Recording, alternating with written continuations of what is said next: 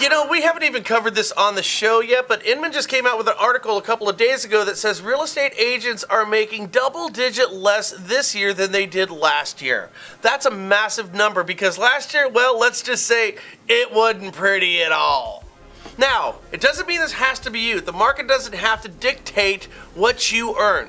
So, I did this last week, Frank. What'd you do? I'm going to do it again. Let's do it! So, this upcoming week, on Wednesday, starting at 11 o'clock, I'm going to be doing half-hour webinars, back to back to back to back. It's going to be, 1, how to get agents into your Listing Booster account. Agents, I'm talking to you. This is going to get you business and get your income back up. 2, how to generate leads. 3, how to convert leads. And 4, how to train real estate agents to actually use their Listing Booster account. So for real estate agents and lenders, you don't want to miss this because we generate, about 100,000 leads a day organically for you and only you that are not stepped on by anybody else. Wow. Double digit down. Hey, what? Here's a novel idea, Frank. What? Why don't we go double digit up? Sounds like a good plan. We could do that for you. All you have to do to sign up for these webinars, they're fast. It's 20 minutes a pop. Click this banner right over there. Do not miss it.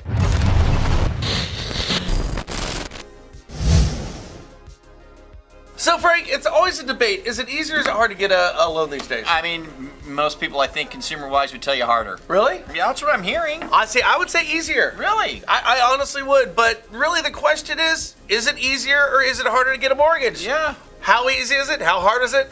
You know what it is? What? It's a case of the glass being half full or half empty, right? Well, yeah, that's a good way to look at it. Well, let's check this out, guys, right here. 46% of those who got loans in 2018 thus far have a 740 or better credit score. Okay. Now, Frank, that's nearly half the people 740 and up. Okay. Now, 30% had a 680 to 739 score, which means 3/4 of all loans done in 2018 had scores above 680. Okay. This isn't exactly chopped liver here, folks. Right. So, does that seem about right to you? I don't know, I guess so. I mean, 3/4 of the people with decent credit, it kind of makes sense to me, right? Well, yes, because people think they have to have good credit, so those are the ones that are applying. Well, you probably have a good point there. Right. Now, 21% have scores between 620 and 680. Okay. Kind of makes sense to me. Right. And only 3% are below 620. Right.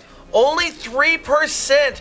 That's a hair. Right. Okay, right. so, Frank, what does this tell us? Well, it tells me don't work with people who've got a 620 or lower credit score. Right. For one. Yeah, I see that. Right. And I mean, that's easier said than done. Right. Okay. Now, once you find somebody with a 620 or lower score, I mean, maybe what? Move on, right? Because the chance of that person closing, apparently, are only about 3%. Well, it tells me that lenders who market, we go below 620. They really don't. I mean in bulk. Okay. I say that because some lenders or realtors are going to come out and say, hey, Brian, yeah, I just funded one of these things yesterday, yada, yada, yada, yada. And by the way, it happens. True. A whopping 3% of the time. Yeah. So understand when a lender says that they go below 620, what they should be telling you is they can go below 620. What they're not telling you is they don't want to go below 620. Right. And by the way, they don't. Right. Which brings up our next point. Okay. Realtors and lenders. When you get a borrower with a score sub 620, how much time do you actually spend on those files? Yeah. Is it proportional to someone with, say, a 720 score? Survey says... Hell no! Hell no, to the no, no, no. Hell to the no, hell to the no. That's right. You spend more time running down that Chapter 13. Oops, sorry, man. I had to change that to a Chapter 7. Right. Sorry for not telling you. Yeah, and that. What do you mean, Sprint? I paid those guys off. And We have an agreement. I don't have to pay full child support. or the always classic. Oh, don't worry about that. I just sent them the check. But I have to worry about it. It's 90 days late, man. You know? Issues like that. You have to deal with these things with people who have sub 620 credit scores. That's right. So as we said, though you can do these loans, it takes 5 times as long, much more anguish, tons of frustration, right? So let's put it this way. Sometimes you just need to ride the horse in the direction that it wants to go. You know, Frank, what strikes me about these numbers when you're looking at this entire graph, and pull up the whole graph, what really strikes me, and we're talking about are they easier or they're harder, how little these scores and the closing ratios have moved since '09. Right. Is it harder or is it easier? Frankly, it's about the same. Really, look at the graph. Interesting. Now, the yellows are the 740 plus percentage of closing, okay? Now, the gray area right below that is 680 to 740. And that's fairly large. And the orange is 620 to 680. And down there at the bottom, check that out.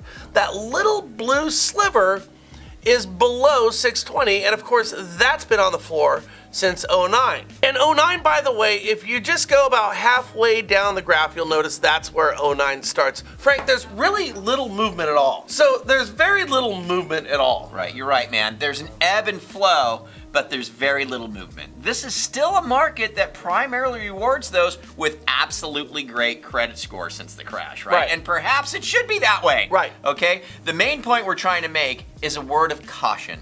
Think of all those who market the idea that they do low credit loans and then look how many are actually funded. Right. Because it looks to us like it's virtually none. Right. Now, lenders and realtors alike, be wary of the lenders who constantly tell you that they do what the market deems to be crappy loans. Because they don't. And by the way, just really quickly here, don't mistake what we just brought to you as we're talking about non-QM deals like Angel Oak, because it's not. The truth is, non-QM companies like Angel Oak, they're doing a whole bunch of different types of deals. They have variables like self-employed, alternative documentation, weird properties, so much more. And yes, low scores, but that's just a portion of what they do.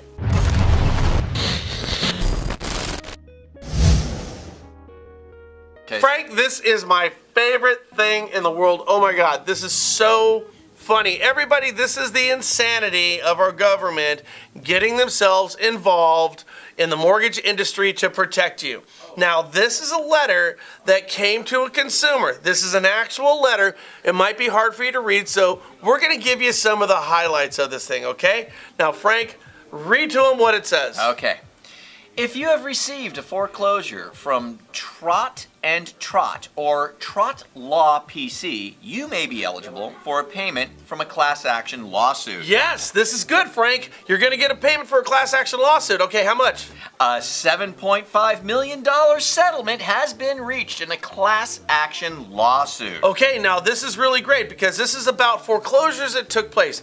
Now they move on to a Q&A, okay? And what we noticed here, or I noticed here, is the part that says, all right, you took my house, you did it the wrong way, how am I gonna get my payment? What do they say? Okay. Settlement amounts represents a per class member value Yes. of approximately Yes. $30. What? I get $30? You took my house, I get $30? $30. Oh my gosh, but it gets better. Once the settlement is approved, those who timely submit a valid claim will be sent a check for the pro rata amount of the settlement. $30.